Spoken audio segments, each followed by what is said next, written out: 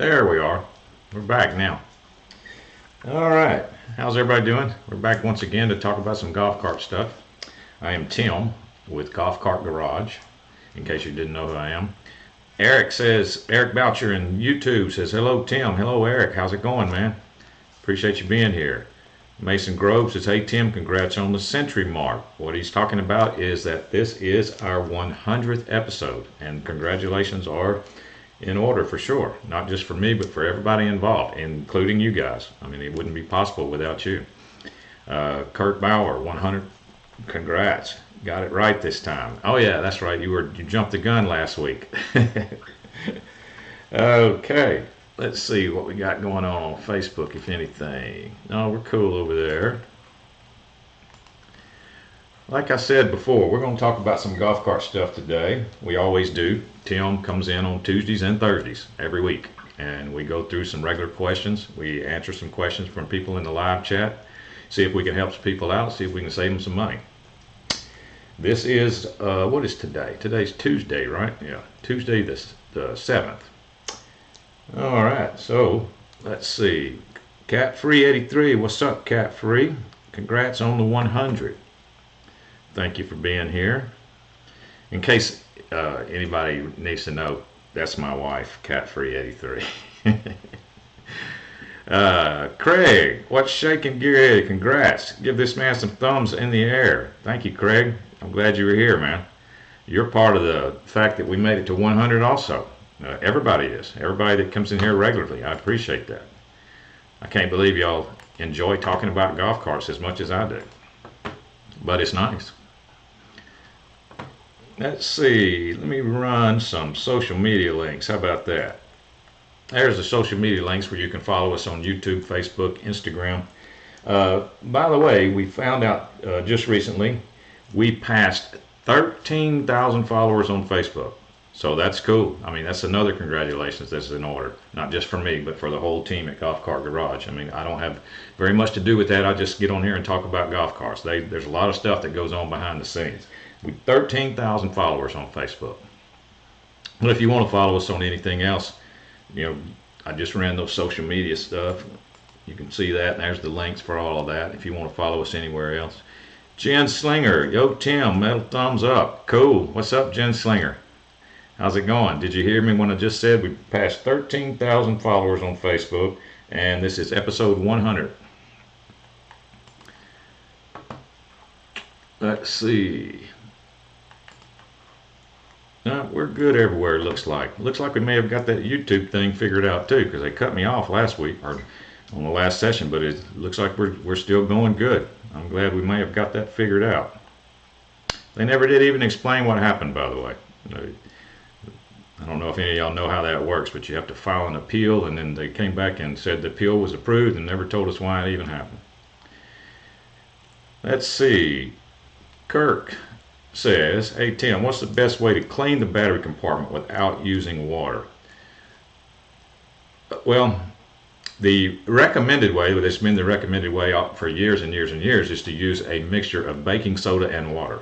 Baking soda and water, 50-50 mix, you know, makes a little bit of a paste type substance, and that will neutralize battery acid. There's a lot of ways you can neutralize battery acid, but that's a cheap and effective way, is baking soda and water.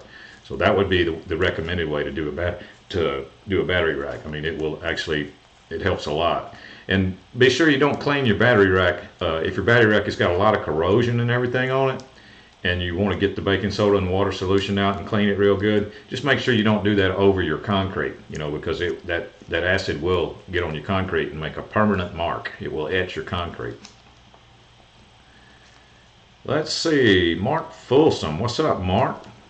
Have 18 Yamaha Drive 2 with tight steering. Has been sitting for a year. Was fine when parked. Ideas. Happy 100 and 13,000. Thank you, Mark. On a Drive 2, I don't have everything memorized. Tell me, are there alamites, grease fittings, or zerks on the spindles? I don't know on a Drive 2 off the top of my head. Are there any grease fittings, alamite, or zerk fittings, like some people like to call them, on the spindles? Because if it's been sitting for a year, the grease in the spindles could have hardened up. If there are none, this is what I would do if I was you. I probably have said this before. Get your car in your shop or your garage or wherever, and get the front end off the ground. You know, raise the front end, get the two tires off the ground. Grab your tire and just turn it with your hand and see. And if you obviously have some binding going on somewhere. You've got some stiffness somewhere. And what you're trying to find out is if it's going to be the spindles, if it's going to be the steering box, or if it's going to be the steering column itself. So eventually you're going to end up taking a tie rod off of your spindle and then just turning that tire with no spindle attached to it and see if it turns left and right freely. If it does, you've eliminated that as being the spot. Put the tie rod back on. Then go to the other tire and do the same thing and eliminate that. And that's the same way that I would do it with the steering box.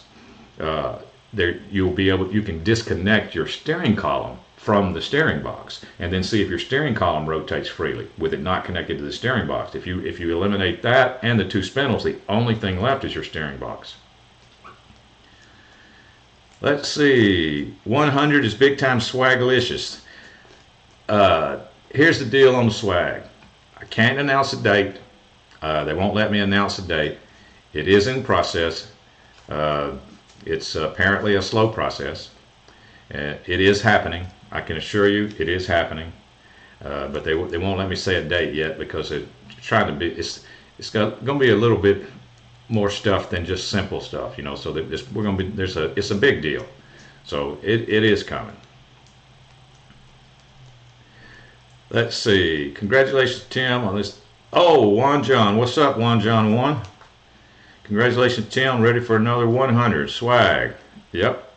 Got it, man. Gotcha. I hear you. Kurt. Yes, but can you spray a hose under there? What were we talking about, Kurt? Remind me. Best way to clean the better. Oh, yeah. Yeah, you can do that. I wouldn't spray a power washer, you know, under the seat of an electric car. I wouldn't use a pressure washer, but I would use a hose and just don't purposely spray the solenoid or purposely spray the controller or purposely spray the forward and reverse switch. But we're talking about DC, you know, and the DC electrical system can handle a little amount of water without it really being a big deal. So just be careful with the real high pressure water and try to keep your water isolated to your batteries themselves, and so everything will just, you know, drip down. If your batteries are removed, you know, it's not a big deal. Just keep your water isolated to the battery rack. You don't have to be real particular. If you want to, you could put some drop cloths, you know, over your controller, because your controller, if it's stock, it is not waterproof. Your controller is not. So you don't want to soak it, is all I was saying. Ricky Smith, what's up, Ricky? Hi, Tim. Congratulations on 100. Thank you, Ricky. I appreciate that. I appreciate that. I'm glad you're here. Mark Folsom says, got you, buddy. Thanks. Let's see. Yeah, you want to, we're talking about the steering. The tight steering. Make sure your tires are aired up too. You got good air pressure in your tires, Mark, because that can cause your steering to get tight also. Running around on low tires. Let's see. Ricky Smith has a question. It says an 05 TXT stock. I want to replace my rear springs. You have 2 listed and SPN 218. What's the difference? I don't know off the top of my head. I don't know if I should try to look that up while I'm on the air for you or not.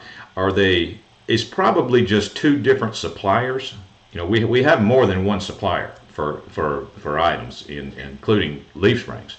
So it's probably just 2 different suppliers that they come from. As long as the year matches up, you'll be fine. The only difference between leaf springs for TXT is going to be like single leaf, double leaf, or even I've even seen 4 leaf. So depending on how heavy duty you want to go, the amount of leaves can change. Let's see. CJ Danine, did I say that right? CJ Danine. What's up, CJ? Looking for new seats, front and rear, from EZGO TXT. Any recommendations for comfort and reliability? You are welcome to go to golfcartgarage.com and look at EZGO TXT seats. We have many available, many different styles, many different comfort levels, from stock to plush and thick, you know. And so just you could go to the search bar at the top of the screen on golfcartgarage.com and just plug in seats. and you'll see what we got. Browse through there and see what you need. Any of the customer service representatives, the amazing customer service representatives that we have at Golf Cart Garage, would be glad to help you with that. Terry Northern in YouTube. What's up, Terry Northern? Would you recommend the extra money for rebuilt versus new on controller box? That is a good question, Terry. That's a good question, because I have dealt with rebuilt controllers and I've dealt with new controllers.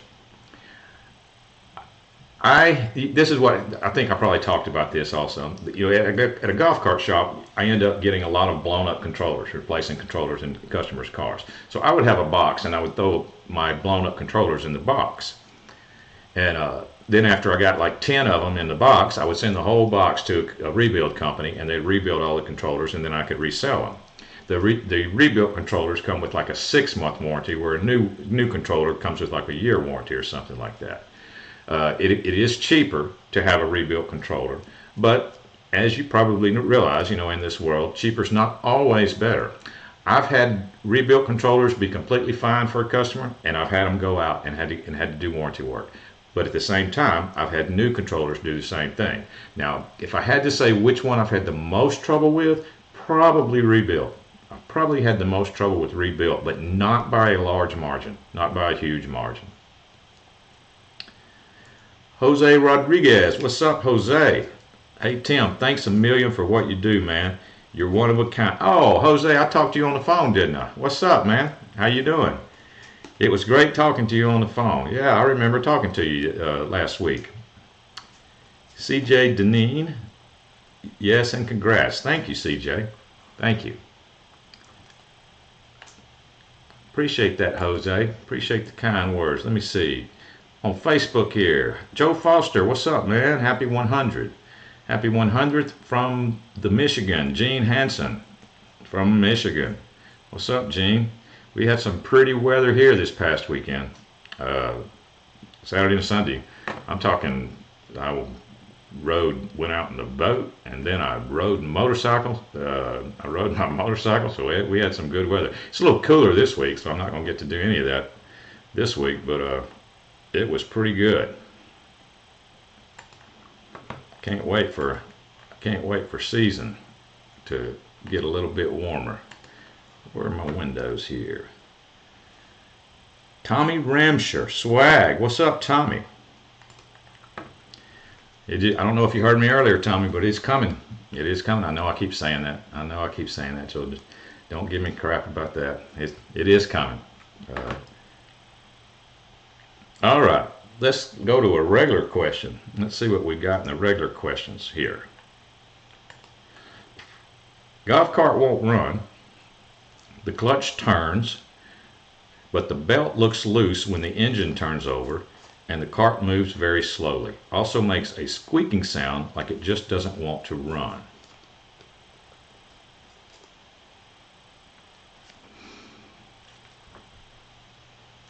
Let's see.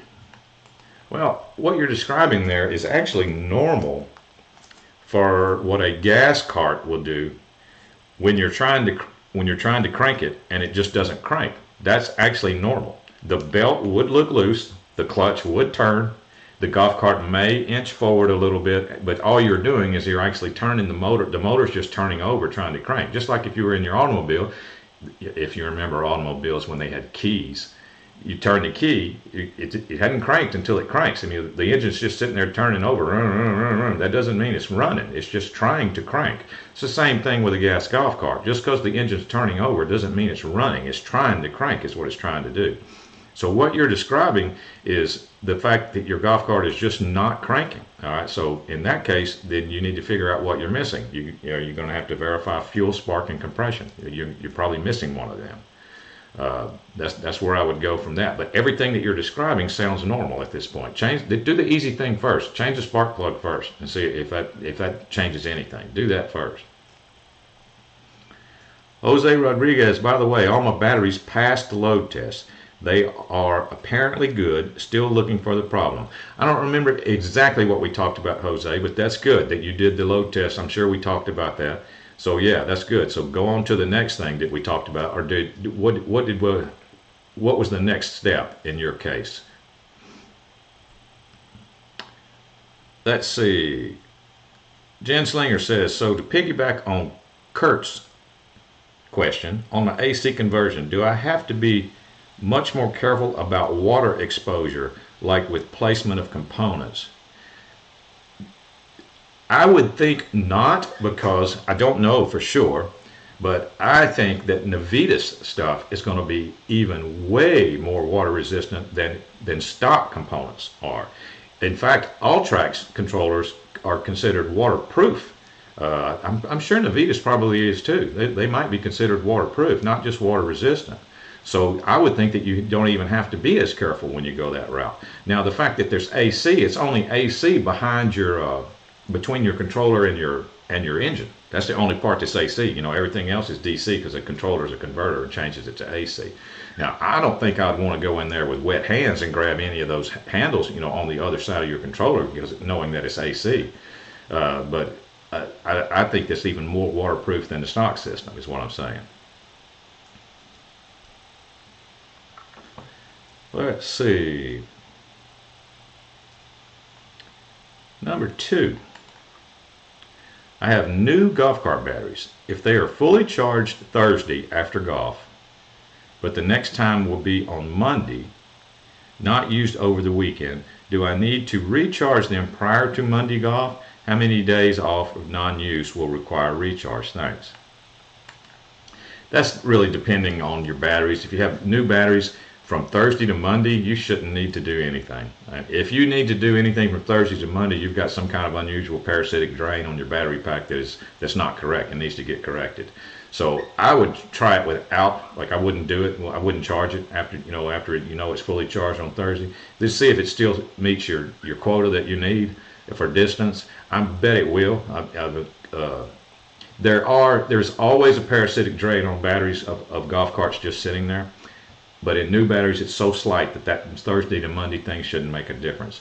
If it's going to be like 2 weeks or something till you use it again, it might be a good idea to go ahead and fully charge it. You're not going to hurt anything by fully charging it. I mean, if your charger's a smart charger, it's going to sense that the battery pack is not really depleted very much, and therefore it's going to shut off quicker. It's not going to run as long, unless you're running an old-timey charger that has a timer on it or something. But if you're running a modern charger that has automatic shut-off, then it will shut off automatically. You're not going to hurt anything by charging it on the Thursday or charging it Monday before you play. You're not going to hurt a thing. But I don't think it would be necessary, is what I'm saying in your case. No intentional electrocution. Gotcha. Yeah, I wouldn't do that. I wouldn't grab cables with wet hands on an AC system behind the controller. I wouldn't do that.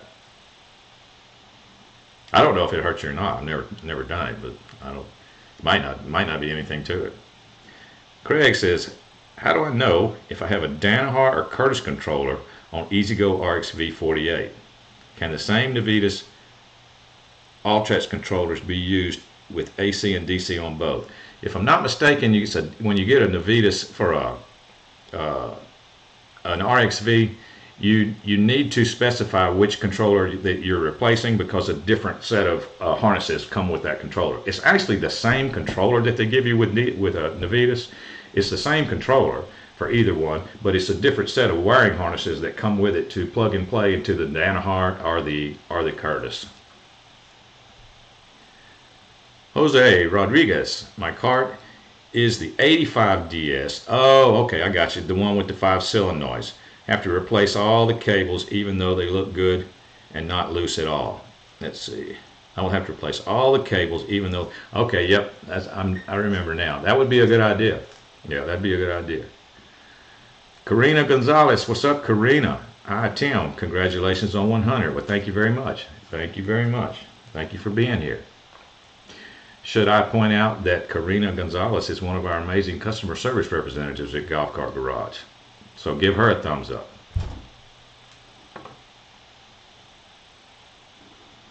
Let's see. Thanks, Tim.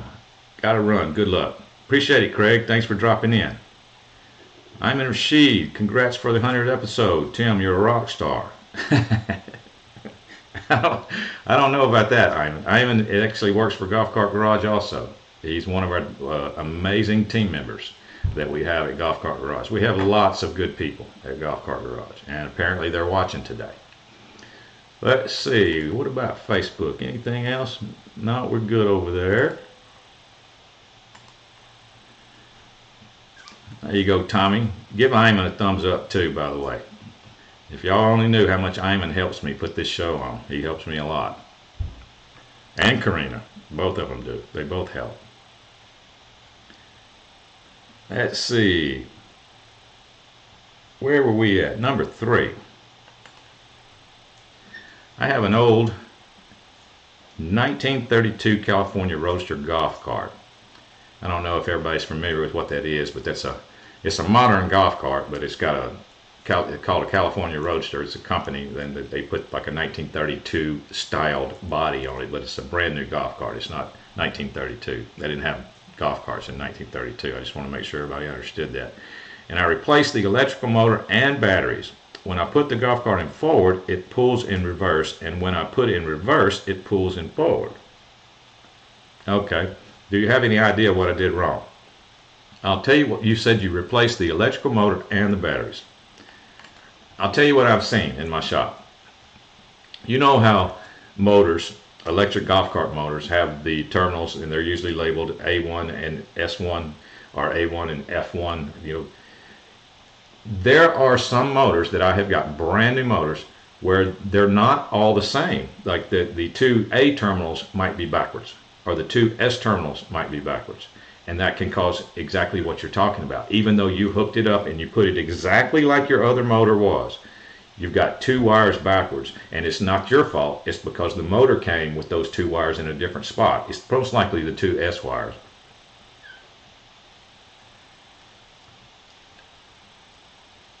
Jen Slinger, same to you. You put on a good show. Thank you, man. I appreciate it. 100th episode. Congrats, Tim. Another amazing customer service representative at Golf Cart Garage. 1 John 1, thumbs up. What's up, man? Let's see.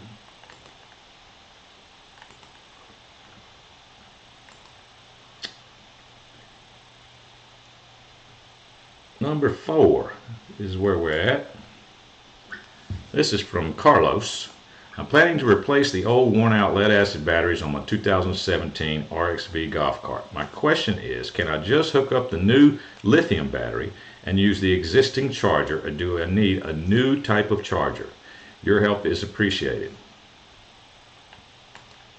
Well, you're going to need, this is what we always recommend. You're going to need a lithium charger, okay? Now, we sell chargers that have a lithium setting, but can you use that on that battery? That's going to be up to the specific battery manufacturer that you have. Whatever the battery manufacturer is, you need to contact them, tell them if you have a charger with a lithium setting or not, and they may want to see the specs on it before they approve it, because most of them, they want you to get their own charger. The ones we carry, they recommend you getting a charger from them. That way they know that you're using the correct charger, and there won't be any hassles with warranty or anything like that. When you're dealing with something this expensive, contact the lithium manufacturer and see what they say. See what they say about that question. Most likely they're going to say no, and they're going to say you need to get your charger from us, but check with them and see.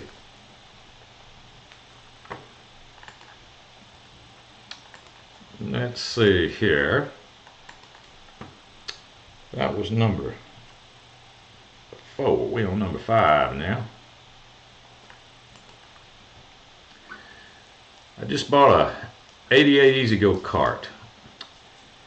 When my wife and I took it out on its maiden voyage, it would barely go up a slight incline in our road. When I plug the charger in, the needle will go up to 15 and stay there for about 5 seconds, then drops down to 0. There's a reset button on the charger that seems to be frozen. The charger is an EZGO Total Charge III. I'm not sure if it's charging properly or not. It also seems to be low on power when going on the straightaway, especially when there's an incline in the road? We almost come to a complete stop. Any ideas? Thank you so much. Well, it really does sound like you could have a battery issue. The Total Charge 3, the charger, you said there's a reset button. It seems to be frozen. It's not frozen. It's a very obnoxious reset button on that charger. I know what you're talking about. Just don't worry about that. If the charger's running at all, I can promise you that reset button is not popped. It's not, it doesn't need to be reset. So because your charger wouldn't be running if it did. Now, what I would like to see is individual battery readings on your batteries, especially when you start going up the hills and it starts getting slow. I think you might find that you have a battery issue somewhere. Or even what you described of what the charger did tells me there could be a battery issue. It starts out fine, and then within 5 minutes it's dropped down to 0. That tells me a possible battery issue right there. You could have a charger issue also, but I want to eliminate the batteries at first, and then if you can, plug that charger into another cart. That would be awesome to get that info.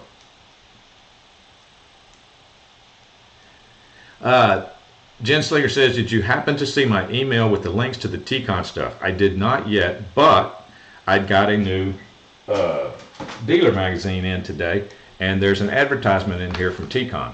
And so I know exactly what you're talking about with the permanent magnet motor and all that stuff. That's pretty interesting. I was reading about that, but no, I haven't seen the actual email that you sent yet. But I did notice that stuff today in the dealer magazine. Pretty interesting. I hope you can give me some good feedback on it. I think a lot of people would be interested in it because there's not much competition out there for that. There's really only at this point the main ones is going to be 𝗪𝗲𝗲𝗸𝘆 and them. There was another company. I think they might still be in business. I can't remember their name, but I've never seen numbers as high as what this T-Con stuff is describing. What he's talking about is it's another AC conversion kit. That's available besides 𝗪𝗲𝗲𝗸𝘆 that are claiming some pretty high numbers.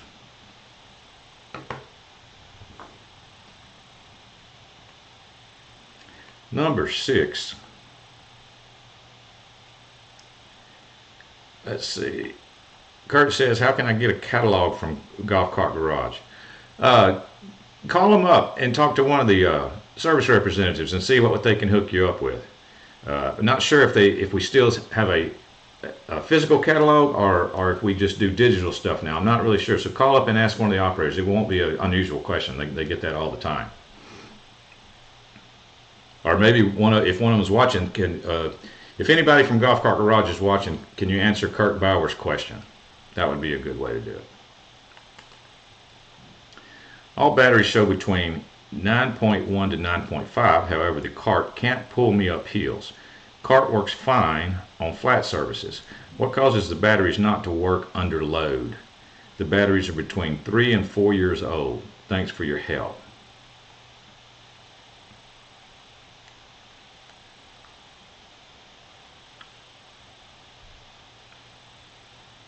Batteries not work under load. The batteries are between.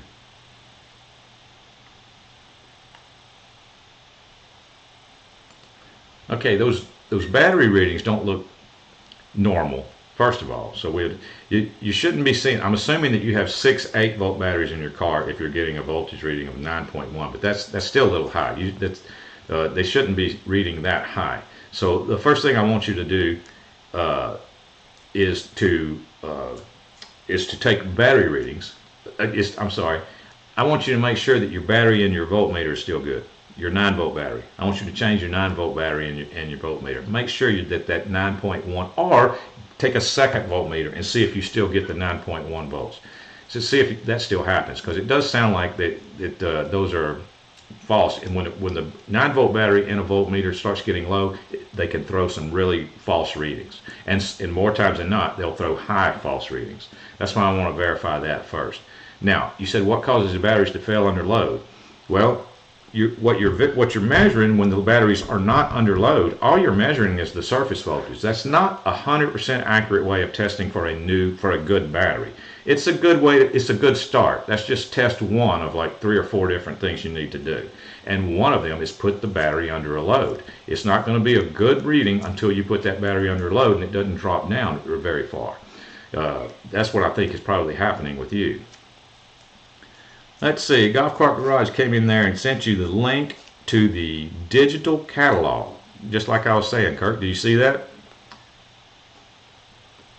Thanks for the link. When is the 23 version due to come out?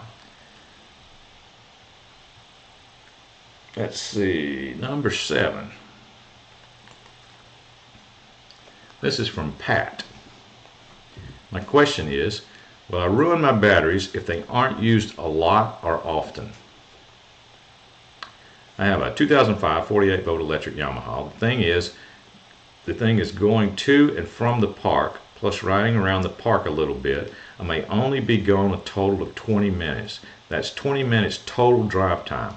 I just had new Trojan batteries installed today. Do I recharge them every day after running the car for only 20 minutes? Do I recharge the batteries every 3 days, every week, every 2 weeks? How can I assure myself a longer battery life?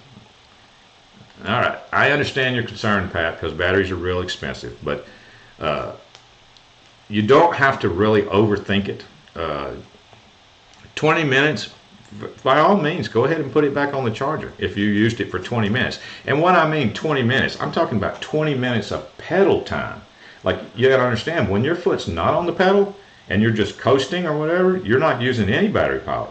So, but if you're just out there at the park sitting there for 20 minutes, you're not actually using your battery pack at all. Therefore, you could go longer without even having to, to charge your car. But your charger, if it's a modern charger, it has an automatic shut-off feature, so you're not going to overcharge your car. So and golf cart batteries like to be fully charged, better than any other state of charge. They would rather be fully charged all the time. They'll last the longest that way. So you can't go wrong by charging your car if you have an automatic shut-off charger. So think about it like that, and don't worry about ruining your batteries, and keep an eye on your water level. Do not overfill. Do not overfill. All the way to the top is too much when you add distilled water only. Make sure you don't fill all the way to the top.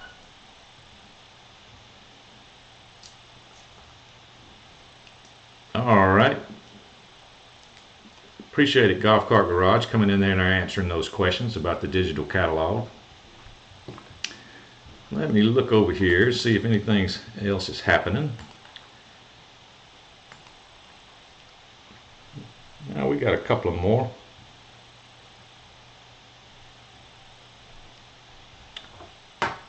Number 8.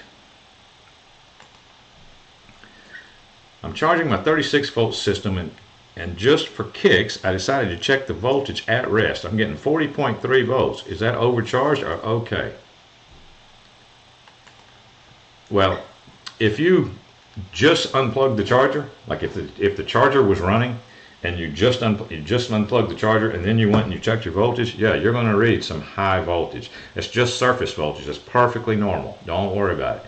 If you'll come, the proper way to do that is when your golf cart comes right off the charger, you literally would have to wait. You got to do 1 or 2 things to get an accurate voltage reading. You can wait 12 hours and come back and test. That would be an accurate voltage reading. Or you could drive the car around the parking lot or something a little bit and burn off some of that voltage. Racing electric vehicles, they have to do that all the time, especially since lithium has been introduced into the world. Lithiums are capable of being charged up too high, so when any type of electric vehicle, they have to go through all kinds of really high-tech, they got all these people to test their car to make sure it's going to be legal to race whatever class they're in. So lithium, some of the lithium guys, they charge the battery pack full, but the battery pack voltage is too high for the class that they need to race in, so they have to have some kind of way of burning off that voltage. They have to have some kind of either a discharge tester, or they have to ride their car a little bit, or they got to take it in the parking lot and burn off some of that voltage before they can race, because racing electric vehicles are classified by voltage. Anyway, I don't know if you wanted to know that or not, but yeah, that's perfectly fine right off the charger.